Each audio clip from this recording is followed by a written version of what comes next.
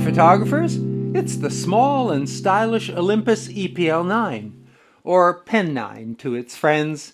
It's mirrorless, it uses interchangeable micro four thirds lenses, and adds the technologies needed to be competitive in 2018. That includes 4K video, a built-in flash, Bluetooth, and in-camera panorama. But let's start with the basics. It's the familiar 16-megapixel 4/3 sensor with 3-axis stabilization, but a new processor. The sensor and processor team up to deliver high-quality images, whether you're using some of the helpful automatic modes where the camera does all the work, or you want to take over with manual settings.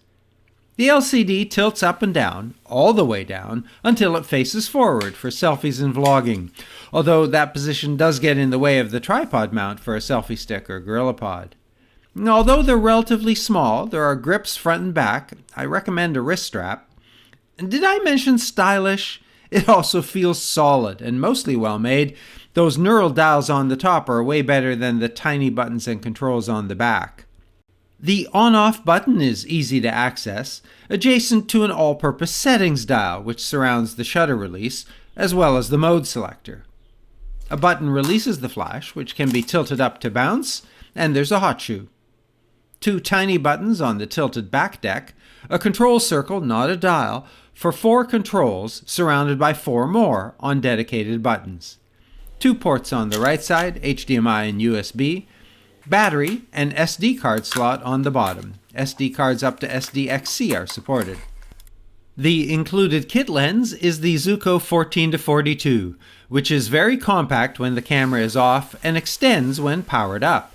There's a powered zoom control. Push the ring counterclockwise to zoom in. In auto mode, an on-screen button switches touch to focus and snap on. To record video, press the red button, which crops and reformats to video aspect. There's also a switch to activate face detection and a slide-out panel to set color saturation, tone balance from warm to cool, brightness, background defocus, shutter speed for fast action, and a series of photography tips for novices. The info button cycles through a selection of screens, which include tools like a histogram to judge exposure and a level, both horizontal and vertical, or a fully clean screen. Press the bottom of the control area to select a drive mode.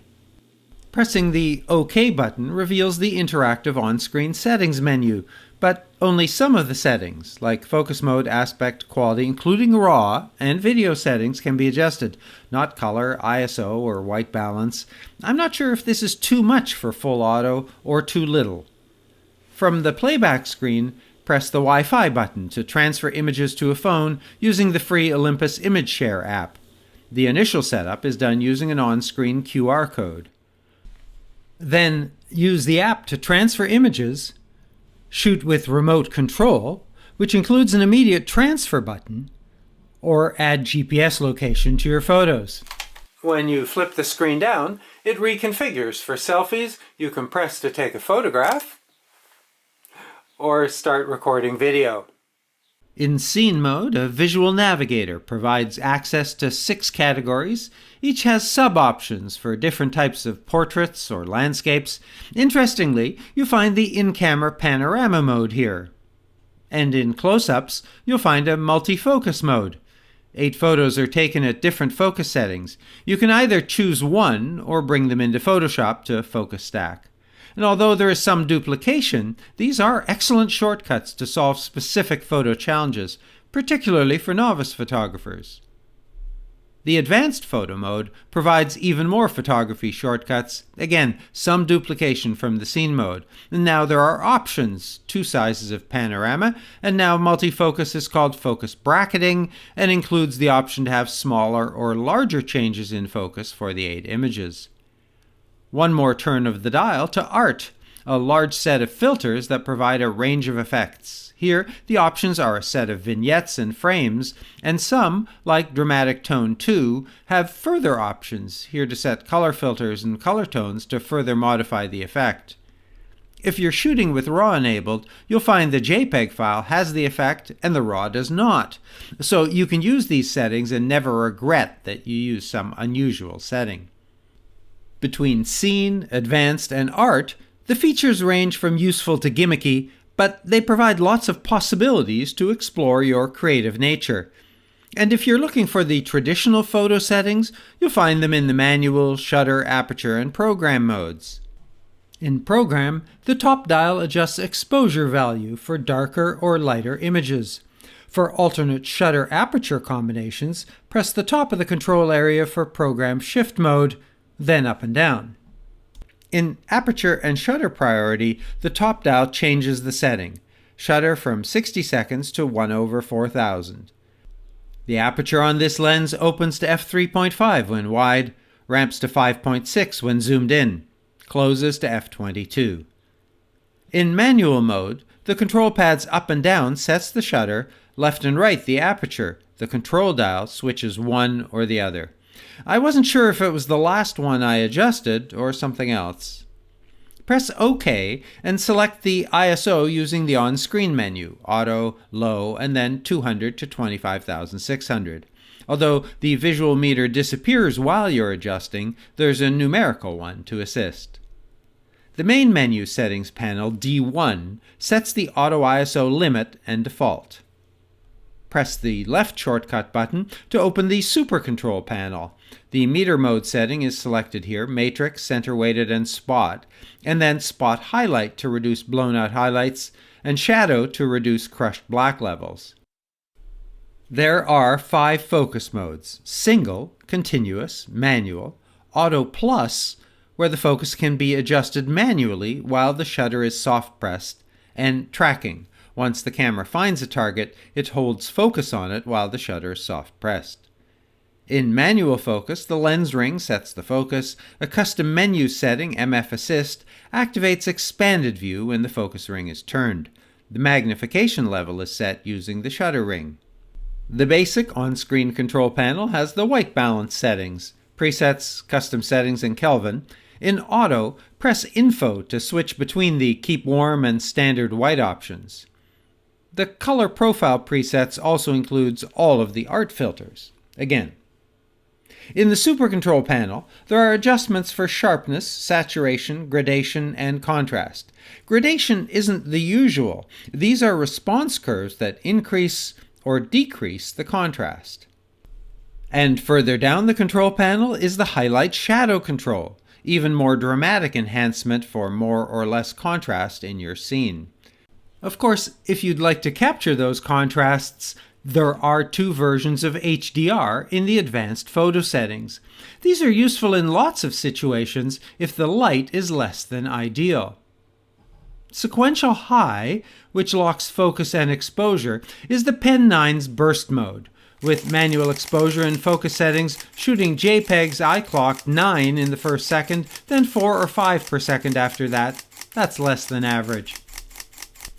In addition to the 12 and 2-second timers, a custom timer can set a delay up to 30 seconds, can take up to 10 images with a delay of up to 3 seconds between.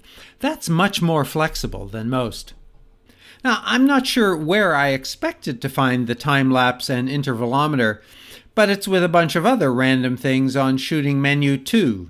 Maybe like panorama is with landscape, it should be on the motion scene menu? Set up to 1000-1 frames, an interval from 1 second to hours. Add the optional movie setting with settings up to 4K at 5 frames per second, HD 1080 at 15, or HD 720 at 30. That's less than ideal. Use the mode dial to select video mode. On the quick menu, standard movies, where filters are available, can be recorded at HD 1080 with available frame rates based on the current menu setting. And on the menu, 24, 25, and 30 are available. With 30, the quick menu selects 30 or 60. The menu also selects the bit rate, which is identified with an adjective instead of a number, normal, fine, and superfine. With this test image, normal at 30 frames records at 18 megabits, fine at 30, and superfine at 50. In 4K, 24, 25, and 30 are available, but not 60. In 4K, there's no bitrate setting. The test image recorded at 93 megabits. Now I find this dispersion of selection super frustrating. Why can't they all be set from a single screen? From stills to video, there is a change in aspect ratio, but no crop in either HD or 4K. The image stabilizer crops only when the IS1 setting is selected. There's a clips option for short video, which can be assembled in camera, and a high-speed setting, HD 720 at 120 frames. Segments are limited to 29 minutes. The high speed limits to 1 minute 20 seconds. All 4 exposure modes are available for video. A pop-up menu adjusts shutter, aperture, and ISO while recording, but the histogram disappears while adjustments are made. There's no auto ISO in video mode, and the maximum ISO is 6400. The pop-out also zooms and sets the audio level. I continue to be very impressed with Olympus's stabilization. There are 3 settings, off, dual, and sensor only, and the results are remarkably steady, better than any other in-camera stabilization I've seen. Even if I extend my hand fully above my head and I can see it shake, the shot is steady. Very impressive. Although it's absolutely unusable when shooting with a tripod. Make sure you turn it off. In video mode, the expanded view focus assist is not available. There is a peaking option focus assist, preferred by video shooters, but no zebra exposure assist. And although I would not use it for stills, pressing the magnify button activates the digital teleconverter, doubling the focal length. But unfortunately, this is available only in 4K mode. There is live HDMI out. It's 1080-60 in all modes. And although the camera is small, it didn't overheat while I was recording. The Olympus menu system looks low-res, and between the settings available on the quick menu, the super control panel, and the main menu, it's difficult to know the best place to make adjustments, particularly as more or fewer options of settings are available in one place or another for some features. Now I want to go back to a pretty cool feature I skipped over, Live Composite, which takes very interesting photos in dark scenes. Press the shutter to start. It adds light as it occurs. You watch the scene build, and when you're satisfied, press the shutter again to finish. When reviewing photos, JPEG images can be modified with several options, including red eye removal, cropping, and resizing. Among the raw processing options is the ability to process a single raw file with all of the color profiles and art filters. If you select them all, you'll end up with 41 files, all with different effects. The manual contains 10 pages of basic getting started information in 33 languages. The full manual is available as a downloadable PDF. Battery life is slightly above average for mirrorless cameras. A full charger with an awkward power cable is included. Although it's somewhat quirky both in terms of features and functions as well as operation, the Pen 9 is a solid performer for photos and video. Its small size makes it an ideal travel companion. If only it had a viewfinder. Thanks for watching. Keep shooting until your memory card is full and your battery is empty. And then, if you are the subscribing type, please take advantage.